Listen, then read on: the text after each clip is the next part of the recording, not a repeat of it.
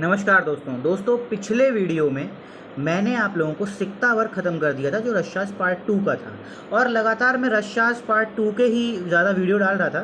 तो फिर मैंने सोचा कि चलो लाओ थोड़ा रश्शास पार्ट 1 का भी बना लिया जाए। तो मैंने आज कोशिश की थी कि पुट प्रकरण ख़त्म कर दूं और मैंने इस पूरी वीडियो में मैंने पुट प्रकरण का अभी आयुर्वेदिक वाला एस्पेक्ट ख़त्म कर दिया है। जो आपका मॉडर्न वाला एस्पेक्ट है वो मैंने अभी नहीं ख़त्म किया है, उसको मैं सोच रहा हूँ क्योंकि वीडियो ज़्यादा लंबी हो जाएगी, इसलिए उसको जो है मैं जो मॉडर्न वाला पार्ट है उसको मैं अलग से बता दूंगा। ठीक है, तो अभी सिर्फ आयुर्वेदिक वाला पार्ट मैंने छोड़ दिया है। ये आपका जो है जो आपका पॉइंट नंबर 7 है जिसमें ये आता है डेफिनेशन एंड टाइप्स ऑफ पुट्स, सूर्य पुट, चंद्र पुट, गोमय पुट, है ना, लावक पुट, पुट पुट पुट। तो ये जो आपका है 7th वाला पॉइंट रसशास्त्र के आपके सिलेबस का, मैं इसको यहाँ पर ख़त्म कर रहा हूँ और उसके बाद हो सकता है कि फिर हम या तो पारद पढ़ेंगे या फिर हम मूषा पढ़ेंगे। कोशिश करेंगे मूषा पढ़ेंगे, मूषा छोटा है, मूषा ख़त्म करके फिर हम पारद पढ़ेंगे। चलिए ठीक है, तो फिर अब हम स्टार्ट कर देते हैं अपना पुट। ठीक है, चलिए ठीक। तो चलिए दोस्तों, अब हम अपना ये पुट प्रकरण को शुरू करते हैं। तो पुट प्रकरण को हम इंग्लिश में एंशिएंट पायरोमेट्री के नाम से जानते हैं। ठीक है, अब आइए इसकी हम परिभाषा पर बात करते हैं। तो इसकी जो परिभाषा है वो ये है, रस आदि द्रव्य पाकानां प्रमाण ज्ञापनम पुटम नेष्टो न्यूनाधिक पाकः सुपाकम हितम औषधम। अब इसको शब्द बाय शब्द हम समझने की कोशिश करते हैं कि ये क्या कहना चाह रहा है। रस आदि द्रव्य पाकानां, रस आदि मतलब रस, महारस, धातु आदि के पाक का प्रमाण, तो रस आदि द्रव्य पाकानाम का प्रमाण का ज्ञान करने को की प्रक्रिया को हम पुट कहते हैं। तो रस आदि द्रव्य पाकानाम प्रमाण ज्ञापनम पुटम, फिर नेष्टो न्यूनाधिक पाकः सुपाकम हितम औषधम। ठीक है, अब नेष्टो न्यूनाधिक पाक सुपाकम हितम औषधम का क्या मतलब है? इसका कम पाक या अधिक पाक, इसका कम पाक, न्यून पाक या अधिक पाक जो है उचित नहीं होता है, बल्कि सुपाकम हितम औषधम मतलब बल्कि सम्यक पाक वाली हितकर औषध होती है। ये इसका वर्ड टू वर्ड मैंने आपको इसका मीनिंग बता दिया। तो चलिए अब हम आगे बात करते हैं। आगे अब ये है कि सम्यक पाक के लिए शास्त्र में विभिन्न प्रकार के पुट का निर्धारण किया गया है। माने कि हमें किसी भी औषध का, है ना, रसादि द्रव्य का अगर हमें पाक करना है तो उसके सम्यक पाक के लिए, ताकि वह सम्यक पाक हो, उसका ना तो ज़्यादा अधिक पाक हो ना उसका कम पाक हो। ठीक है, उसके लिए शास्त्र में विभिन्न प्रकार के पुट का निर्धारण किया गया है ना, जिसके द्वारा अग्नि एक निश्चित मात्रा में प्रदान की जाती है। इसका मतलब क्या है? देखो, पाक कहीं ज़्यादा ना हो जाए और पाक कहीं कम ना हो जाए, है ना। इसीलिए हम क्या करते हैं कि हर किसी का जैसे बॉइलिंग पॉइंट होता है, मेल्टिंग पॉइंट होता है अलग अलग द्रव्यों का, तो इसीलिए उनको अलग अलग टेम्परेचर दिया जाता है। ठीक है, अलग अलग टेम्परेचर दिया जाता है, इसी वजह से उनको एक निश्चित टेम्परेचर दिया जाए। इसीलिए हम उसमें उपलों की संख्या या उस हिसाब से उसको कितना गड्ढा खोदना है ना, उसकी क्या डायमेंशंस होंगी उस गड्ढे की, उसके लिए हमको जो है ये सब देखना पड़ता है, ताकि उसका अधिक पाक ना हो जाए और उसका कम पाक ना हो जाए। इसीलिए हम यहाँ पर लिखा गया है कि सम्यक पाक के लिए शास्त्र में विभिन्न प्रकार के पुट का निर्धारण किया गया है, जिसके द्वारा अग्नि एक निश्चित मात्रा में प्रदान की जाती है। अग्नि की मात्रा को नियंत्रण करने हेतु आचार्यों ने इन विभिन्न पुटों में निम्न मानक निर्धारित किए हैं, ताकि हमारी जो अग्नि है उसका नियंत्रण हम कर सकें।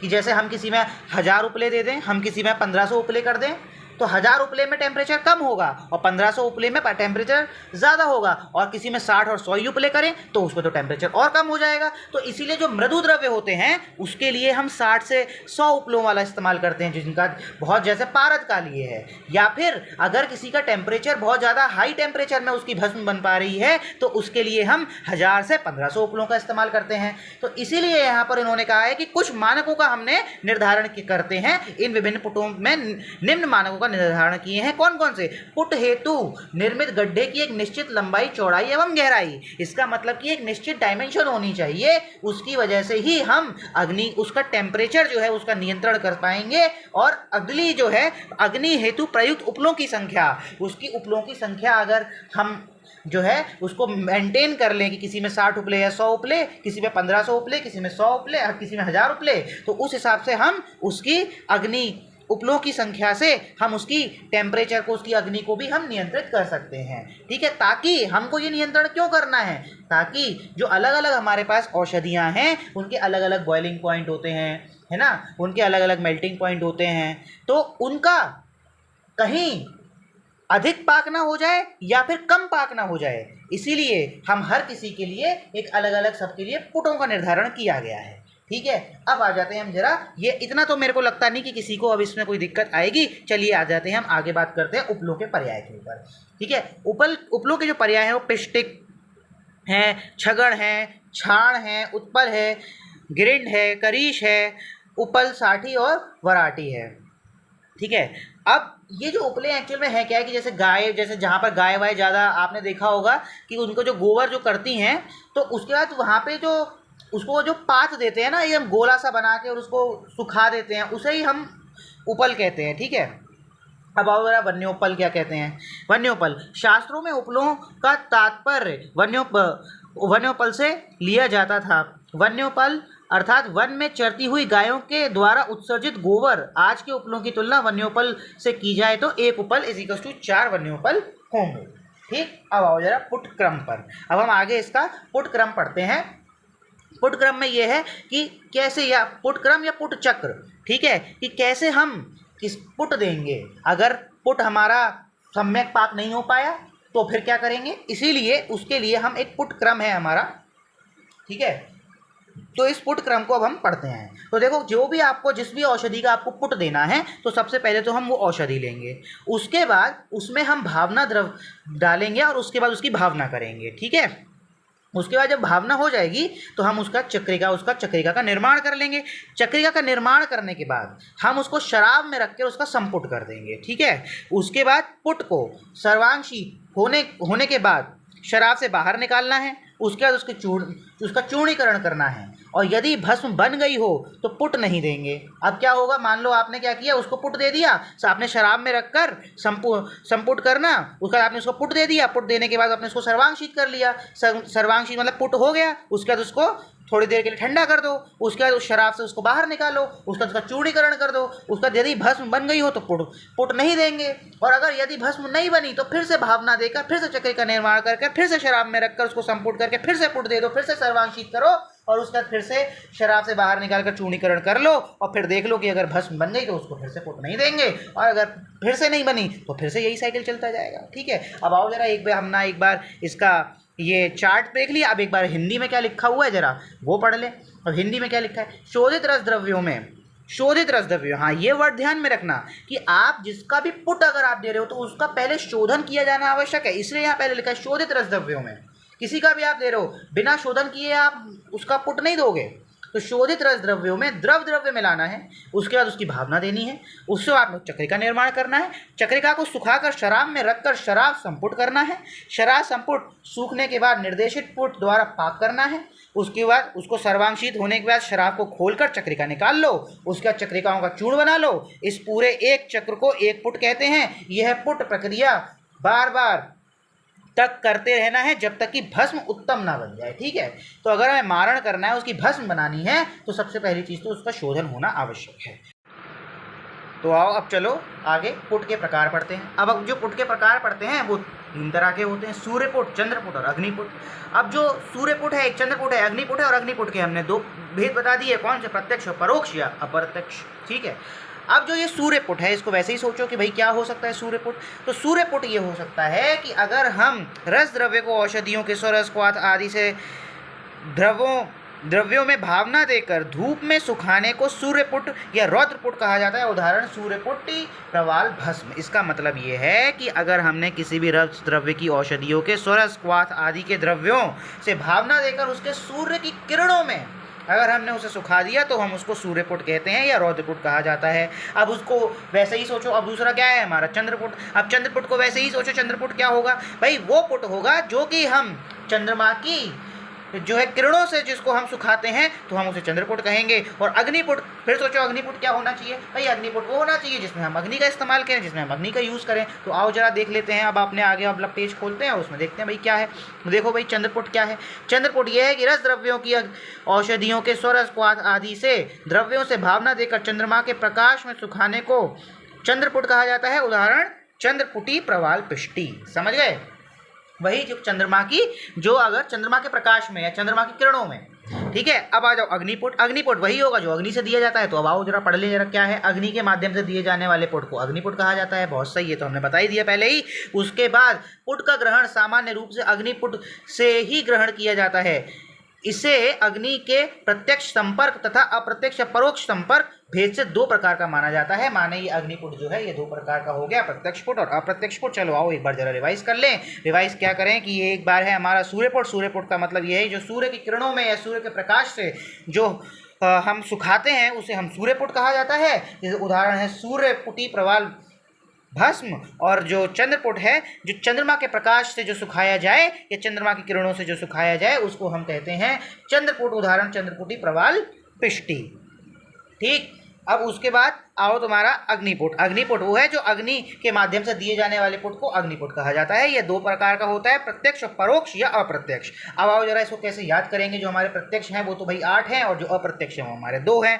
अब जो प्रत्यक्ष 8 हैं वो हैं गोमय पुट, लावक पुट, कपोत पुट, कुटकुट पुट, वराह पुट, गज पुट, महापुट को कुंभ पुट। और अप्रत्यक्ष जो है वो 2 हो गए आपके बालुका पुट और बूधर पुट। अब आओ जरा इसको भाई याद कैसे किया जाए। इसको कैसे याद करोगे कि भाई ये पहले गोमय पुट है, फिर लावक पुट है, फिर कपोत पुट है। तो इसको याद करने की टेक्निक जो मैंने ऊपर लिखी हुई है वो ये है कि गोल पुट, गोल कपोत का वाहन गज महाकुंभ गया। गोल कपोत का वाहन गज। गोल कपोत का वाहन कौन था? गज। गज मतलब हाथी। कहाँ गया? महाकुंभ गया। और गया से कुछ नहीं है क्योंकि वो तो गया, तो गया से कुछ होगा ही नहीं, अब तो गया ना वो, बस। तो गोल कपोत का वाहन गज महाकुंभ गया। तो गोल कपोत का वाहन गज महाकुंभ गया। याद कर लो 2-3-4 बार यहाँ पर ही मेरे साथ साथ वीडियो में बोलते चले जाओ, सब तुमको यूं ही याद हो जाएगा। गोल कपोत का वाहन गज महाकुंभ गया। अब देखो आओ बेटा, गोल से तुम्हारा गोमय पुट, ल से तुम्हारा लावक पुट, कपोत से तुम्हारा कपोत पुट, क से तुम्हारा कुटकुट पुट, वाहन से तुम्हारा वराह पुट, गज से तुम्हारा गज पुट, महा से तुम्हारा महापुट और कुंभ से तुम्हारा कुंभ पुट। ठीक, ये तुम्हारे याद हो गए। ठीक, गोल कपोत का वाहन कौन था? गज। कहाँ गया? महाकुंभ गया। तो गोल कपोत का वाहन गज महाकुंभ गया। ये इससे तुम्हारे को सारे के सारे पुट के 8 के 8 भेद याद हो जाते हैं। बाकी ये दोनों अपने आप ही याद कर लो, बालुका पुट और बूधर पुट, ये अप्रत्यक्ष या परोक्ष के हैं। ठीक है, 2 को याद करने की क्या ट्रिक बनाओगे? ठीक है, इसको वैसे ही याद कर लो। अब जिसमें मैं बहुत इंपॉर्टेंट तुमको ये बात बताने वाला हूँ उसको बहुत ध्यान से सुनना। अगर तुमने वह सुन लिया और अच्छे से उसको दिमाग में रख लिया तो आने वाले पुटों के बारे में तुम यूं ही तुम सब कुछ बता डालोगे। बहुत ज़्यादा तुमको सोचने की आवश्यकता नहीं पड़ेगी। देखो, जो तुम्हारा, अब बहुत ध्यान से समझना सुनना, गोमय पुट और लावक पुट ये तुम्हारे 2 ऐसे पुट हैं जो कि पृथ्वी की सतह के ऊपर दिए जाते हैं। उसमें तुम बालू का पुट भी रख सकते हो। गोमय पुट, लावक पुट और बालू का पुट जो है ये तुम्हारे पृथ्वी या जमीन जो है या समतल जमीन के ऊपर दिए जाते हैं। ठीक, बाकी के जो पुट हैं कौन कौन से? कपोत पुट, वराह पुट, गज पुट और महापुट और बूधर पुट। कौन कौन से? कपोत, वराह, गज, महापुट और बूधर पुट। ये जो हैं ये गड्ढा खोद के दिए जाते हैं। ठीक है, अब बचे तुम्हारे 2 पुट। एक पुट बचा तुम्हारा कपोत और एक बचा कुंभ पुट। कुंभ पुट जो होता है वो तुम्हारा दिया जाता है भांड में या घड़े में रखकर जो पुट दिया जाता है उसे कुंभ पुट कहते हैं। कुंभ पुट तो उसको घड़े में रख के दिया जाएगा। और जो कपोत पुट बचा, जो कपोत पुट है ये दोनों तरह से दिया जाता है। या तो इसको आप समतल जमीन पर भी दे सकते हो या कई जगहों पर जो है गड्ढा खोद कर भी लिखा हुआ है। ठीक, तो अब इसको याद कैसे करोगे कि जो मैंने जो बोला है उसको मैं एक बार रिवाइज करवा देता हूँ, फिर उसके बाद अब एक और बात बताऊंगा। दोनों बातें को ध्यान में रखना। बहुत सारा तुम्हारा पुट का आधा तो यहीं खत्म हो जाएगा कि गोमय पुट और लावक पुट और बालुका पुट उसको समतल जमीन पर देते हैं। कपोत पुट आपका क्या हो गया कि ये समतल जमीन पर भी दिया जा सकता है और गड्ढा खोद कर भी दिया जा सकता है। फिर उसके बाद तुम्हारा कुटकुट पुट, वराह पुट, गज पुट, महापुट, बूधर पुट, ये क्या किया जाता है? गड्ढा खोद कर दिया जाता है। उसके बाद आ गया तुम्हारा कुंभ पुट, ये या भांड पुट। इसको हम क्या करते हैं? इसको एक घड़े के अंदर हम इसको रखते हैं और उसके बाद इसको पुट दिया जाता है। ठीक, पहला पॉइंट आपका ये क्लियर हो जाना चाहिए। इसको 2-3 बार रिवाइंड करके सुन लो, कई बार सुन लो तो तुम्हारा आधा तो यही खत्म हो गया। उसके बाद आओ जरा एक और चीज़ ये थी कि ये जो है आपका कि गोमय पुट, लावक पुट, कुंभ पुट और बालुका पुट कौन कौन से? गोमय पुट, लावक पुट, कुंभ पुट और बालुका पुट। इनके अंदर हम उपलों का इस्तेमाल नहीं करते हैं। उपलों का इस्तेमाल इसमें हम इसको यूज़ नहीं करते हैं। किस किस में यूज़ करते हैं उपलों का?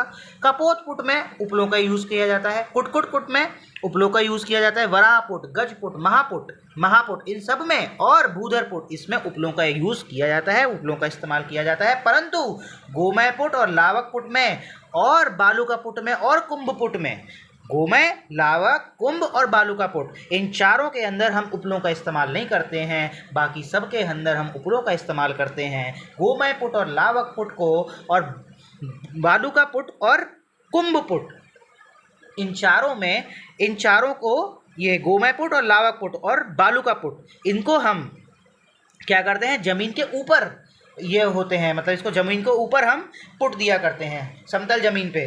बाकी कपोत पुट, कुटकुट पुट, वराह पुट, गज पुट, महापुट और बूधर पुट, इसको हम गड्ढा खोद के पुट देते हैं। बचा कुंभ पुट, इसको हम भांड में या फिर गड्ढे में रख के दिया जाता है। ठीक, ये 2 पॉइंट तुमको अच्छे से याद हो गए तो इसका मतलब अब तुम अपने आप सब कर ले जाओगे, अब अपने आप ही बताते चले जाओगे। अब जैसे कि गोमय पुट है, चलो आओ स्टार्ट करते हैं। अब आगे पहला स्टार्ट करते हैं गोमय पुट। अब जो तुम्हारा गोमय पुट है, तो एक तो देखो लिखने का क्या तरीका आपका होना चाहिए। आपका तरीका ये होना चाहिए कि जैसे मान लो एग्जामिनेशन में आपको अच्छे नंबर चाहिए, तो उसके लिए आप हेडिंग वाइज लिखोगे तो आपको ज़्यादा अच्छा नंबर मिल जाएगा। जैसे आप पहले उसका नाम लिख लो, फिर ग्रंथ प्रमाण लिख लो, फिर वर्णन लिख लो, और फिर उसके बाद इसकी हेडिंग बनाओ, उसके उपयोग लिख लो। ठीक, इस तरीके से अगर आप हेडिंग वाइज बनाओगे तो आपको अच्छे नंबर मिलेंगे, और उसके बाद उसका डायग्राम बना दोगे तो full out of full number आपको मिल जाएगा। अब आओ कि भाई नाम आपने लिखा गोमय पुट, फिर ग्रंथ प्रमाण। अब ग्रंथ प्रमाण में आप लिखोगे रस रग समुच्चय 10, और इसकी अच्छी बात यह है कि इसमें याद करने की आवश्यकता नहीं है, क्योंकि जितने भी पुट आप यहाँ पढ़ेंगे और ये वाले भी, सबका ग्रंथ प्रमाण एक ही है, रस रग समुच्चय 10। एक आध दो का मैं आगे दिखा देता हूँ। जैसे कि अगर यहाँ पढ़ोगे तो रस रग समुच्चय 10, फिर उसके बाद इधर पढ़ोगे तो रस रग समुच्चय 10, इधर पढ़ोगे तो रस रग समुच्चय 10, इधर पढ़ोगे तो रस रग समुच्चय 10, इधर पढ़ोगे तो यहाँ पर भी रस रग समुच्चय 10 आ गया, इधर पढ़ोगे तो भी रस रग समुच्चय 10, इधर भी रस रग समुच्चय 10, उसके बाद रस रग समुच्चय 10, उसके बाद रस रग समुच्चय 10। इसका मतलब आपने जितने भी पढ़े अभी उन सब का रस रग समुच्चय ग्रंथ प्रमाण है। तो आपको ये यूं ही याद हो जाना चाहिए कि यह जो है, पहले आप लिखोगे नाम गोमय पुट, उसके बाद लिखोगे ग्रंथ प्रमाण, उसके बाद वर्णन। तो वर्णन अगर आ गया तो मेरी 2 चीज़ें तो हमेशा ही याद रखना, क्योंकि ये गोमय पुट है, इसका मतलब कि ये समतल जमीन के ऊपर होगा, और दूसरी चीज़ होगी कि इसमें हम उपलों का इस्तेमाल नहीं करेंगे। तो आओ जरा क्या लिखा है जरा पढ़ लेते हैं कि जहाँ गाय बांधी जाती हैं वहाँ गाय के खुर से खुदा हुआ शुष्क चूर्ण रूप का गोबर गोमय कहलाता है। पारद साधन या भस्म निर्माण हेतु यह उत्तम होता है। गोबर या तुष द्वारा जो अग्नि दी जाती है उसे गोबर पुट कहते हैं। गोबर या अग्नि द्वारा, उपलों के द्वारा नहीं। यह है, अब इसमें आगे लिखा है रस भस्म सिद्धि में उपयोग होता है। ठीक, अब आओ जरा आगे, जरा क्या लिखा है जरा आगे पढ़ लेते हैं। आगे लिखा है गोमय अथवा तुष का प्रमाण 2 माणिका माने 64 तोला लेना बताया गया है। गोमय या तुष का प्रमाण, ठीक है, उपलों का नहीं है, क्योंकि यहाँ पर बहुत बच्चे उपले भी बना देते हैं, उपलों का लिख के आते हैं, उपले नहीं होगा। कुछ लोग इसे जमीन के ऊपर लगाने का निर्देश करते हैं। देखो जमीन के ऊपर है, मैंने बताया था। पुट लगाने के लिए बृहद भांड का निर्देश पात्र के रूप में मिलता है। ठीक, अब इसका उपयोग है पारद भस्म का निर्माणार्थ। तो ठीक है, अब ये तुमको जो उपयोग है पारद भस्म का, ये मैं अभी तुमको धीरे धीरे करके कंपेयर करके याद करवा दूंगा। ठीक है, तो ये आपका पारद भस्म का निर्माणार्थ हो गया।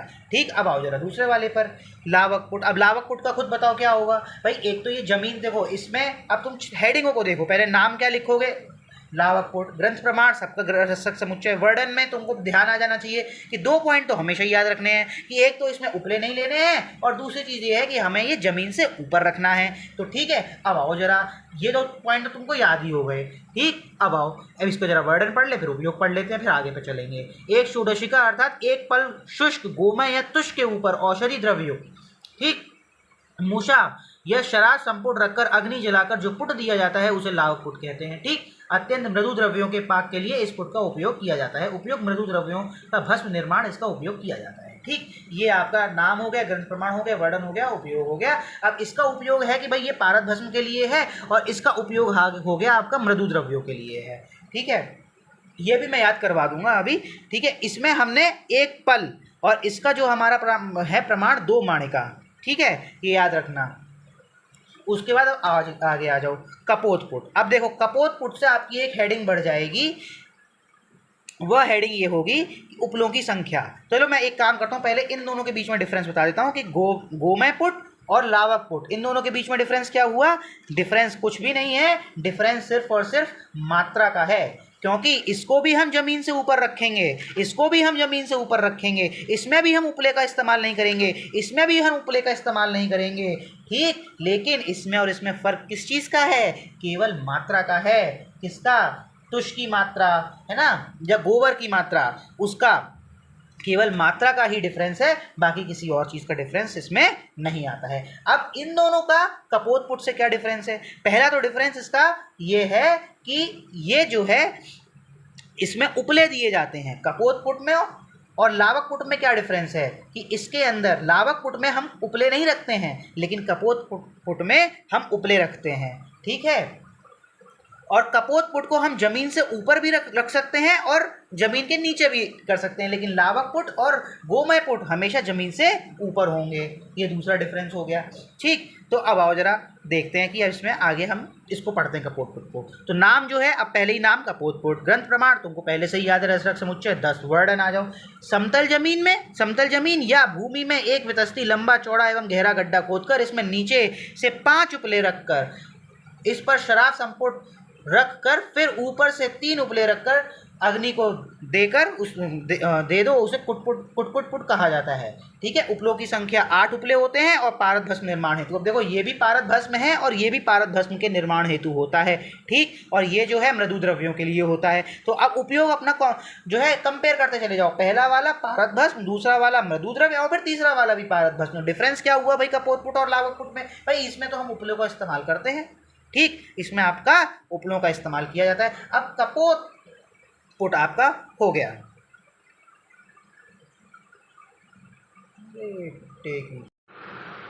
ठीक है ना। अब इसमें गलती ये हो गई थी कि मैं कपोत पुट में गलती से यहाँ कुटकुट पुट लिख दिया हूँ, तो इसको कुटकुट पुट को यहाँ पे काट दो, यहाँ पे कपोत पुट लिख दो, ठीक है। बीच में मैं एक बार बोल भी दिया हूँ, ठीक है। तो फिर मैंने वीडियो को थोड़ा पॉज करके इसको ठीक कर दिया। अब आओ जरा कुटकुट पुट पे ऊपर। कुटकुट पुट में अब तुमको क्या ही करना है, देखो नाम तुमको देखो पहले से ही पता है कि भाई कुटकुट पुट है, फिर उसका ग्रंथ प्रमाण रसरक समुच्चय 10, फिर निर्माण प्रक्रिया। अब देखो सबसे इम्पोर्टेंट चीज़ जो मैं तुमको अब बताना चाहता हूँ वो ये है कि कुटकुट पुट, वराह पुट, गज पुट, महापुट, इन चारों के डायग्राम भी सेम हैं, और केवल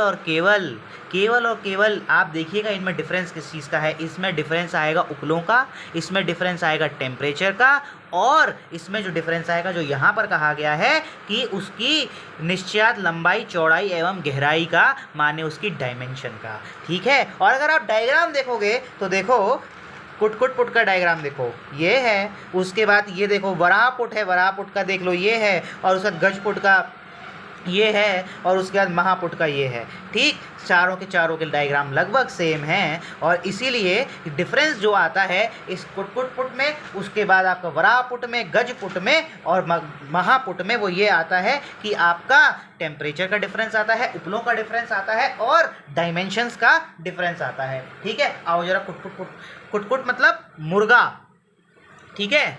तो इसको मतलब कि ऐसा स्थान माने कि जहाँ पर मुर्गे को हम रख सकते हैं, उसके नाप के अनुसार ही, तो इसलिए शायद उसका नाम कुटकुट पुट रखा होगा। तो कुटकुट पुट, उसका रसक समुच्चय 10, ये आपको ये पता ही है। निर्माण विधि में आ जाओ। भूमि में 2 वितस्ती, 2 बिल्ला या बालिस्त अर्थात 46 सेंटीमीटर लंबा, चौड़ा एवं गहरा गड्ढा खोदकर इसमें नीचे से लगभग 40 से 70 उपले भरकर इस पर शराब संपुट रखकर फिर ऊपर से लगभग 20 से 30 उपले रखकर अग्नि देने को क्या कहा जाता है, कुटकुट पुट कहा जाता है, ठीक है। अब आओ जरा इसका क्या मतलब है कि इसमें अब आपने उपलों की संख्या क्या ली भैया, 60 से 100 ले ली। तापक्रम क्या हो गया, 200 से 250 हो गया, और इसका जो उपयोग हो गया वो स्वर्ण हो गया, वह रजत हो गया, और आदि भस्मों में इसका हम जो है यूज़ करते हैं। तो अब देखो इसमें क्या लिखा हुआ है, इसमें लिखा हुआ है कि 2 वितस्ती, ठीक है, लंबा चौड़ा एवं गहरा गड्ढा खोदकर इसमें नीचे से लगभग 40 से 70, पहले तो नीचे 40 से 70 रख दो, उसके बाद उस पर शराब रख दो, शराब संपुट रखकर फिर ऊपर से लगभग 20 से 30 उपले रखकर देने पर इसे कुटकुट पुट कहा जाता है, ठीक है। अब इस डायग्राम में देखो थोड़ा सा ये है कि पहले नीचे से यहाँ पे आपने कितने लिख दिए, 60 से 70 रख दिए यहाँ तक, फिर उसके ऊपर से 20 से 30 जो है आप कितने लिखे हैं, हाँ 20 से 30 लिखे हुए हैं, देखो 20 से 30 लिखे हैं, तो ऊपर से आप 20 से 30 जो है और रख दो, और उसके बाद इसको आपको जो है पुट देना है इसको। तो उसके उपलों की इसमें संख्या कितनी हो गई, 60 से 100 उपले लगभग, और तापक्रम कितना होगा इसमें 200 से 250 पहुंच जाएगा। और इसका उपयोग करते हैं स्वर्ण रजत में, ठीक है। पहले वाले में क्या क्या करते थे, गोमय पुट में पारद भस्म। दूसरा वाला कौन सा था, गोमय के बाद फिर लावक पुट, उसका मृदु द्रव्य। कपोत का क्या था, फिर से वही वाला पारद भस्म। और कुटकुट पुट में क्या है, स्वर्ण और रजत। अब देखो अगला वाला, अब वराह पुट में आ जाओ। तो वराह पुट जो है ग्रंथ नाम, ये नाम इसका वराह पुट, ग्रंथ प्रमाण रसक समुच्चय 10, उसको बताने की आवश्यकता नहीं। फिर निर्माण प्रक्रिया में वही होगा कि भूमि से एक अरतनी। ये वाला कितना था, ये वाला था आपका 2 वितस्ती, ये वाला हो गया 1 अरतनी, ठीक है। लंबा चौड़ा एवं गहरा चौकोर गड्ढा खोदकर इसमें नीचे से लगभग 350 उपले भरकर इस पर शराब संपुट रखकर फिर ऊपर से लगभग 150 उपले रखकर अग्नि देने को वराहपुट कहा जाता है। इसमें उपलों की संख्या 500 हो गई, इसका तापक्रम 5000 हो गया, और उपयोग इसका हो गया ताम्र रजत स्वर्ण माक्षिक, है ना, शंख और शुक्ति वराटिका तथा गोदंती आदि का भस्म निर्माण हेतु, ठीक है। अब इसको मैं थोड़ा सा तुमको एक ट्रिक बताता हूँ ताकि तुमको ये सब चीज़ें बहुत इजीली याद हो जाए, ठीक है। अब मैंने तुमको बोला कि कुटकुट पुट, वराहपुट, गजपुट और महापुट, इन सब की लगभग एक ही जैसी डायग्राम है, एक ही जैसे चित्र हैं। तो लाओ जरा इसको ट्रिक से याद कर लेते हैं। देखो उपलों की संख्या इसमें 60 से 100 है, और तापक्रम कितना है 200 से 250। 200 को अगर छोड़ दो, केवल 250 याद रखो, तो अगले वाले का तापक्रम कितना है, उसका दुगना कितना, देखो इसमें तापक्रम कितना है 250, इसमें तापक्रम कितना है 500। उसके बाद इसका दुगना कितना होगा, 500 में 500 और जोड़ दो तो तापक्रम कितना हो गया 1000, और उसमें 500 और जोड़ दो तो तापक्रम कितना हो गया 1500 हो गया। याद हो गया सबका तापक्रम। पहले वाले का जो कुट है उसका 250 में 250 और जोड़ दोगे तो 500 हो जाएगा, 500 में फिर 500 जोड़ दो तो 1000 हो जाएगा, और 1000 में फिर 500 जोड़ दो तो 1500 हो जाएगा, ठीक है। ये आपको याद हो गया। अब उपलों की संख्या कैसे याद करोगे, देखो भैया इसको याद करोगे 60 से 100, ये तो याद कर लो। उसके बाद जो तापक्रम है उतने ही उपले हैं, मान लो देखो 500 डिग्री सेल्सियस, उपले कितने 500। उसके बाद गजपुट में देख लो 1000 डिग्री सेल्सियस, उपले कितने 1000। उसके बाद इसमें देख लो 1500 डिग्री सेल्सियस इसका लगभग तापमान है, और 1500 ही इसका कितने हैं उपले हैं। तो ये आपको अब देखो एक याद हो गया, आपको लगभग सब याद हो गया। क्योंकि देखो अगर आप कुटकुट पुट और वराहपुट, गजपुट और महापुट में पुटों के नाम तो लिख ही लोगे अलग अलग, फिर ग्रंथ प्रमाण सबके एक जैसे, निर्माण प्रक्रिया सबकी एक जैसी, बस आपको याद क्या करना है, केवल उसकी डायमेंशन याद करनी है कि इसकी 2 वितस्ती है, और इसकी जो है 1 अरतनी है, इसका 1 राजहस्त है, और उसका 2 हस्त होगा। देखो ये रहा 2 हस्त है, ठीक। तो आपको केवल डायमेंशन याद रखनी है, बाकी तो सब आप कर ही लोगे, बाकी सब करने में कोई वही नहीं है। निर्माण प्रक्रिया आपको याद हो गई। उपलों की संख्या मैंने बताई थी कि केवल कुटकुट पुट की याद रख लो 60 से 100, उसके बाद जो तापक्रम है वही पुटों की संख्या होगी, ठीक। उसके बाद तापक्रम 250, फिर उसके बाद 500, उसके बाद 1000, और उसके बाद 1500। उपयोग मैं याद करवा देता हूँ, इसका स्वर्ण रजत है। जब आप धातु पढ़ते हैं तो धातु में स्वर्ण रजत ताम्र लौह आता है ना, एक सीक्वेंस, तो स्वर्ण रजत इसका हो गया, फिर रजत और ताम्र इसका हो जाएगा। फिर इसको याद कर लो ऑल्ट से, ALT। कैसे याद करोगे इसको, ALT, ए से तुम्हारा क्या हो जाएगा अभ्रक, एल से तुम्हारा लौह, और टी से तुम्हारा ताम्र, ठीक है। तो ALT, ऑल्ट नहीं होता कीबोर्ड पे, है ना, तो ऑल्ट, तो इससे तुम ये याद कर लो। और जो इसके उपयोग हैं अभ्रक, लौह और ताम्र, वही उपयोग इसमें अभ्रक, लौह और ताम्र आदि की भस्म बनाने हेतु किया जाता है। बाकी सब कुछ सेम है। आओ फिर भी एक बार पढ़ लेते हैं। तो ये मैंने पढ़ लिया, इसको देखो, इसका मैंने कैसे बताया था, स्वर्ण रजत, फिर उसके बाद ताम्र लौह, ठीक है, ताम्र और रजत, सॉरी स्वर्ण रजत, और फिर रजत इसमें भी और ताम्र आ गया। तो हमारा एक सीक्वेंस है ना, स्वर्ण रजत ताम्र लौह, तो स्वर्ण इसमें आ गया, रजत इन 2 में आ गया, और ताम्र आ गया, ठीक। अब इसका ये हमने कर लिया। अब देखो इसमें 1 अरत नहीं हो गया। अब आ जाओ जरा गजपुट में। तो गजपुट में नाम गजपुट है, ग्रंथ प्रमाण रसद समुच्चय 10 हो गया। निर्माण प्रक्रिया में आ जाओ, भूमि में 1 राजहस्त लंबा चौड़ा एवं गहरा चौकोर गड्ढा खोदकर इसमें नीचे से लगभग 750 उपले रख देते हैं नीचे, और उसके बाद इस पर शराब संपुट कर मूसा रख कर फिर ऊपर से लगभग 250 उपले रख दो, और 250 उपले रखने के बाद इसको अग्नि देने को गजपुट कहा जाता है। उपलों की संख्या 1000 हो गई, तापक्रम 800 से 1000 डिग्री सेल्सियस। उपयोग तुम्हारा ऑल्ट से याद कर लो। अब तो कुछ तुमको याद ही नहीं करना करना है, यूं ही तुम्हारा सब होता चला जाएगा। उसके बाद आओ जरा महापुट। अब तुमको बताओ इसमें क्या याद नहीं है, तुमको यूं ही लिखते चले जाओगे। जैसे नाम है तो महापुट है, ग्रंथ प्रमाण तुमको पहले से रस रक्त समुच्चय याद है, निर्माण प्रक्रिया तुमको पता ही है कि 2 हस्त होगा, तो 2 हस्त में बाकी कर दो कि 2 हस्त लेख, 2 हस्त लंबा चौड़ा एवं गहरा, लंबा चौड़ा एवं गहरा चौकोर गड्ढा खोदकर इसमें नीचे से लगभग 1000 उपले डाल दो और उसके बाद शराब संपुट कर उसके बाद फिर इसमें क्या करो 500 उपले रखकर अग्नि देने पर इसे महापुट कहा जाता है। बस उपलों की संख्या मैंने अभी तुमको याद ही करा दी 1500। तापक्रम तुम्हारा 1000 से 1500 हो गया, उपयोग तुम्हारा अभ्रक लौ और ताम्र हो गया, तो इसमें कुछ याद करना है नहीं, डायग्राम तुम्हारा वही है, तो वही हो गया। अब आओ जरा कुंभपुट। अब बताओ कुंभपुट में मैंने तुमको पहले ही बताया था, बहुत सारी चीज़ें तुमको पहले ही बता दी थी कि पहली चीज़ तो ये है कि ये घड़े में दिया जाता है, और दूसरी चीज़ मैंने तुमको क्या बताई थी इसमें, दूसरी चीज़ मैंने ये बताई थी कि इसमें जो है हम उपलों का इस्तेमाल नहीं करते हैं, उपलों का यूज़ नहीं करते हैं, ठीक है। कुंभपुट को भांडपुट भी कहा जाता है। अच्छा, इसमें एक चीज़ और ये थी कि हाँ, वराहपुट को क्रोड़पुट भी कहा जाता है, और एक और भी था, एक और ये था कि कपोतपुट को लघुपुट भी कहा जाता है, ये भी याद रख लेना, ठीक है, क्योंकि ये पर्याय से इससे भी कई बार 1-2 जगह क्वेश्चन आए हैं, ठीक है। अब आ जाओ जरा कुंभपुट। तो कुंभपुट में 2 चीज़ें तो बता ही दी, तो अब देखो पढ़ लो जरा नाम कुंभपुट। रस प्रमाण, ग्रंथ प्रमाण, रस रक्त समुच्चय 10 वर्णन, एक बड़े घड़े में तुष। अब देखो इसमें उपले नहीं लेंगे, तुष धान की भूसी को आधे भाग तक भरकर फिर उसके ऊपर मूषा को स्थापित कर पुनः तुष से पूरा भर देते हैं और अग्नि जला देते हैं, यह कुंभ या भांडपुट है, ठीक है। उपयोग हड़ताल एवं सोमल आदि के भस्म हेतु तथा पारद में गंधक जारण हेतु यह इस्तेमाल किया जाता है, ठीक। अब ये आपके प्रत्यक्ष वाले जो हो गए ये खत्म हो गए। अब हम जो इस्तेमाल करेंगे, अब जो हम पढ़ेंगे आगे वो अप्रत्यक्ष पुट या फिर परोक्ष पुट को अब हम देखेंगे। उसमें हमने बताया था कि 2 आते हैं, एक आता है अग्निपुट, एक आपका आता है भूधरपुट, ठीक है। तो अब आओ जरा बात करते हैं, जो आपका बालू का एक आता है आपका बालू का पुट और दूसरा आता है भूधरपुट। तो अब आओ जरा बालू का पुट की बात कर लेते हैं। तो जो बालू का पुट है, अब उसका नाम तुमको पता ही है, बालू का पुट ग्रंथ प्रमाण रस समुच्चय 10 हो गया, इसका वर्णन देख लो। अब मैंने पहले ही बोला था कि बालू का पुट समतल जमीन पर होगा और इसमें हम किसका इस्तेमाल नहीं करेंगे, उपलों का इस्तेमाल नहीं करेंगे। तो इसको कैसे करेंगे, आओ जरा देख लें कि औषधि द्रव्य युक्त मूषा या शराब संपुट को नीचे ऊपर चारों ओर से प्रतप्त अर्थात गर्म बालुका से ढककर जो पुट दिया जाता है उसे बालू का पुट कहते हैं। माने जो तुमने शराब संपुट रख लिया और उसके बाद उसको अभी शराब संपुट जो है तुम्हारा अभी रखा हुआ है, उसको पहले तुम क्या करो, नीचे जमीन पर पहले खूब सारी बालू बिछा लो और उसके बाद उस गर्म बालू एकदम, और उसके बाद फिर उसको रख दो और उसके बाद ऊपर से फिर से इसको चारों तरफ से बालू से ढक दो और उसके बाद जब पुट हो जाएगा तो उसको क्या कहते हैं, इसे कहते हैं बालू का पुट। उसका उपयोग है हड़ताल एवं सोमल, ठीक है, बिल्कुल सेम टू सेम इसी के जैसा, ठीक है, गंधक जारण हेतु बालू का पुट हो गया।